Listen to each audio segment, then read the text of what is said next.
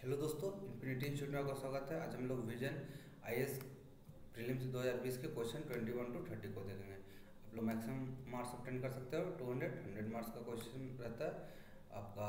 100 से 2 आपका 1 question carry 2 marks, 1/3 आपका नेगेटिव मार्क्स विल अलॉट होता है। So let's move. आप प्रीवियस वीडियो में जाके प्रीवियस 1 to 20 को देख सकते हैं। तो क्वेश्चन नंबर 21 आपका कह रहा है कि name of a state can be alter, मतलब स्टेट का नाम जो होता है कैसे अल्टर किया जा सकता है थ्रू अ बिल पास। तो ये सिंपल सा क्वेश्चन है, सिंपल मेजोरिटी से ही पास हो जाता है नाम। अब वेस्ट बंगाल का नाम कुछ भी रखना है, XYZ अल्फा बीटा, तो जस्ट सिंपल मेजोरिटी चाहिए, उसके लिए कुछ स्पेशल मेजोरिटी ऐसा नहीं। तो सिंपल मेजोरिटी मतलब 50% होना चाहिए, आपका पास हो जाएगा। सो किसी भी स्टेट का नाम आप अल्टर कर सकते हो, जस्ट सिंपल मेजोरिटी। सो आपका आंसर आ जाएगा A. Let's see the explanation. A bill contemplating the changes under Article 3 has to satisfy two conditions. Such a bill can be introduced in Parliament only with the prior recommendation of President. Before recommending the bill, the President has to refer the same to the state legislature concerned for expressing the view within the specific period. मतलब ये state का आपका क्या view है। फिर हम लोग देखते हैं the president is not bound by the view. आपका स्टेट का क्या है व्यू, वो उसके लिए बाउंड भी नहीं है। पार्लियामेंट जब चाहे जैसे चाहे वो चेंज कर सकती है। ऑफ द स्टेट लेजिस्लेशन में आइदर एक्सेप्ट या रिजेक्ट देम, तो कुछ भी कर सकती है पार्लियामेंट और आपका president. If the view are received in time, जो भी आपका 14 डे का टाइम है। Moreover the constitution article 4 itself declare the law made for admission या establishment of new state under article 2 and formation of the new state and alteration of the area boundary. आपका Indian constitution क्या बताता है कि एक आपका जो है स्टेट को आप डिस्ट्रक्ट कर सकते हो, बट एज अ यूनियन आप डिस्ट्रक्ट नहीं कर सकते हो। Indestructible union but destructible state आपका है। और not and consider the as amendment of the constitution as article under 368। This means that such law can be passed by a simple majority and by the ordinary legislative process. Next question है आपका, with reference to the relationship between liberty and equality consider the following statement। तो liberty और ये जो होता है आपका philosophy और सोसाइटी मतलब सोशियोलॉजी के अराउंड एक क्वेश्चन आपको यूपीएससी देता ही है हर बार।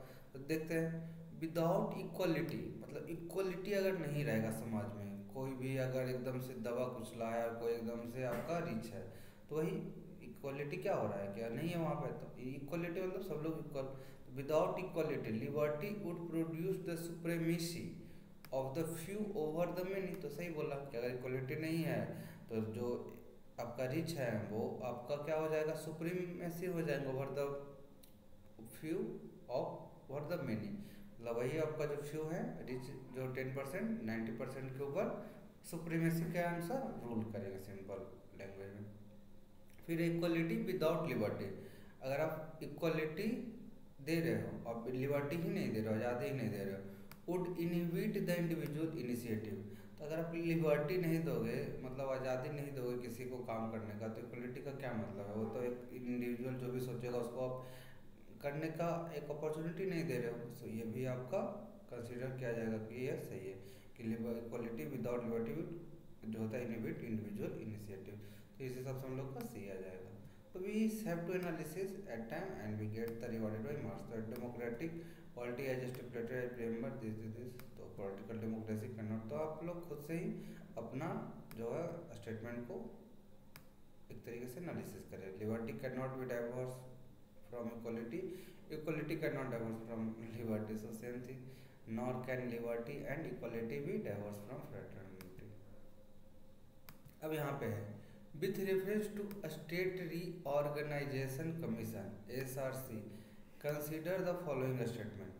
मतलब कि with reference to a state reorganization commission, अगर state reorganization commission है तो हम लोग क्या यहाँ से कंसिडर कर सकते हैं। तो it was set up under 1947।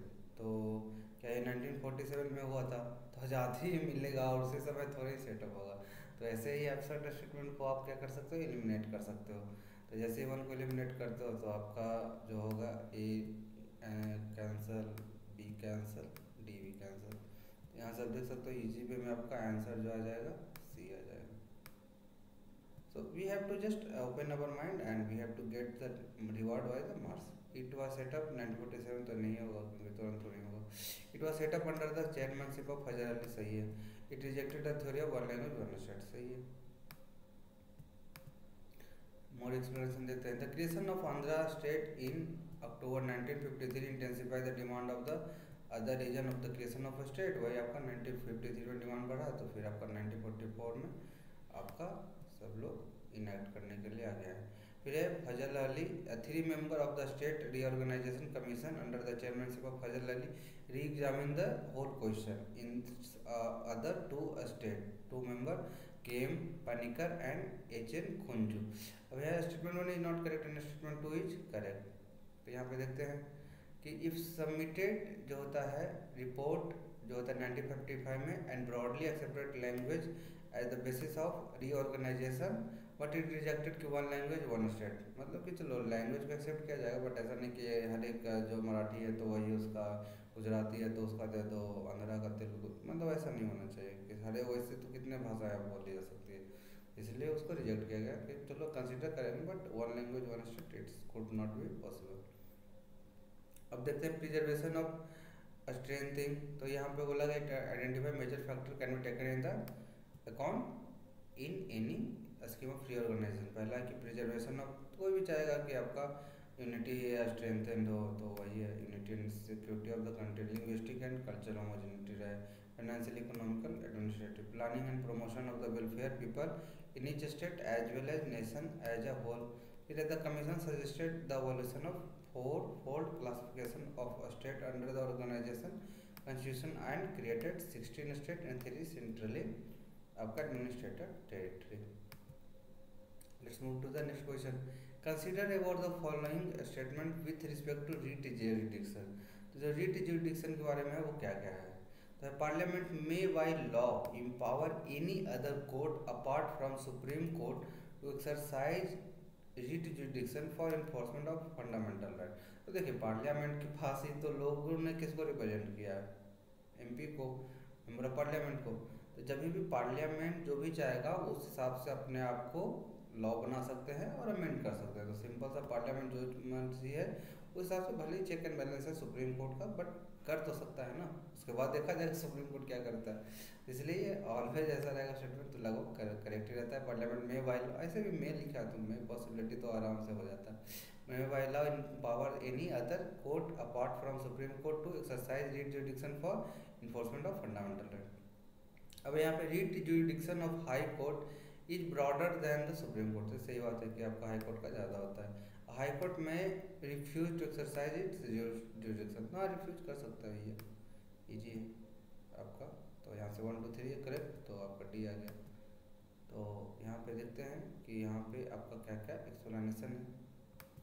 तो द पार्लियामेंट जो होता है आपका under article 32 can empower any other court to issue writs since no such provision has been made so for only the supreme court and the high court can issue the writs and not any other court. Before 1950, only the High Courts of Kolkata, Bombay, and Madras had the power to issue the writ. Article 226 now empower all the High Court to issue the writ. Hence, statement 1 जो correct होता है। The Supreme Court can issue writ only for the enforcement of fundamental right, whereas High Court can issue writ not only enforcement of fundamental right, but also any other purpose है जो the expression of other purpose मतलब कि refer to enforcement of an ordinary legal right।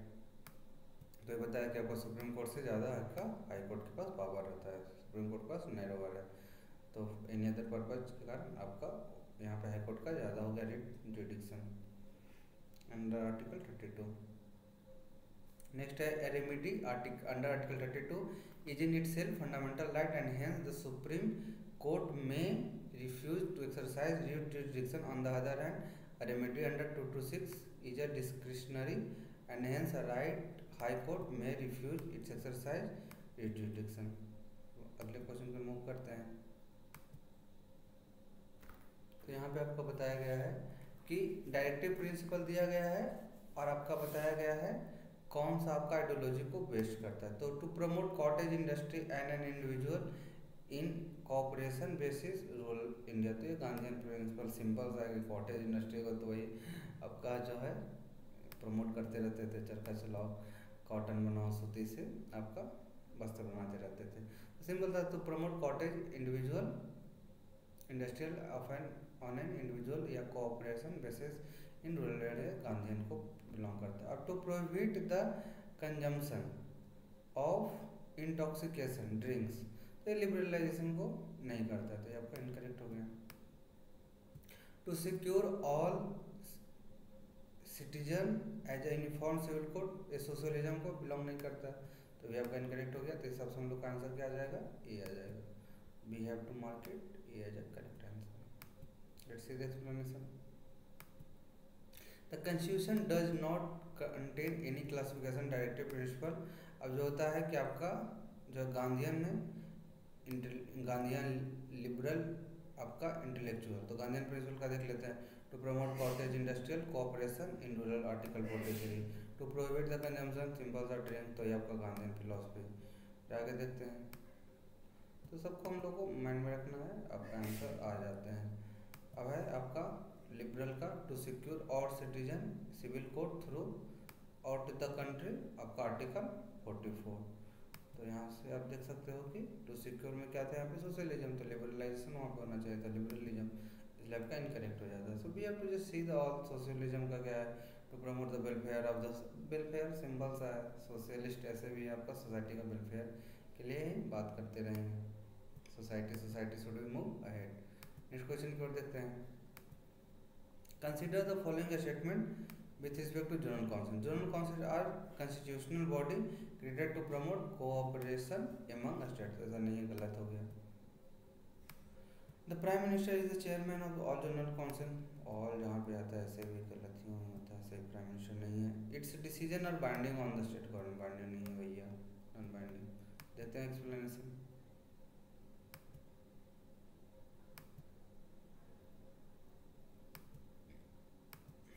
तो यहाँ पे देखिए, statement 1 is not correct. The general council are statutory not constitution, they are established by the state और reorganisation act 1956 and act divided into 5 zonal, northern, eastern, southern, आपका western, central, and provided a general council for each zone. However the north eastern council was created a separate act of parliament, the north eastern council act 1971। अब जो होता है statement 2 is not correct. The home minister of central government जो होता है is the common chairman of the all zonal council, each zonal council consist of the following member.